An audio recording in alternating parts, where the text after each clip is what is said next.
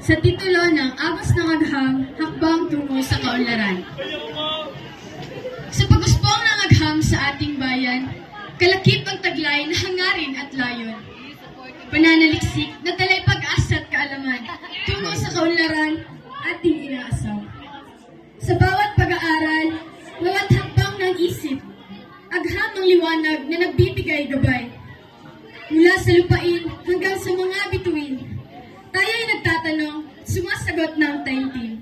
Mula sa butil ng palay, sa taniman ng magsasaka, hanggang sa mga makina at teknolohiya, ang pananaliksik, ang tulay na nag-uugnay sa bagong ideya na ating tagumpay. Ang kalikasan ating pinapakinggan upang malaman at pangalagaan ng lubusan. Ang bawat himig ng hangin at daloy ng tubig, sa pagsisiyasat, solusyon ay naghihintay na mabigkis.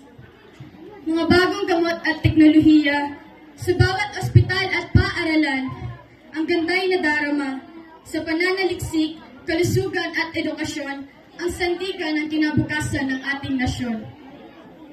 Hindi magtatagumpay ang bayan ng walang agham. Pananaliksik ang susi sa bawat tagumpay. Sa bawat ideya, sa bawat bagong tuklas, ang bayan natin ay patuloy na umaangat. Sa pag-iimbento at pagtuklas ng bagong daan, kaunlaran ng bayan ay abot kamay lamang. Ang pananaliksik ay haligi at ang agham ay tala.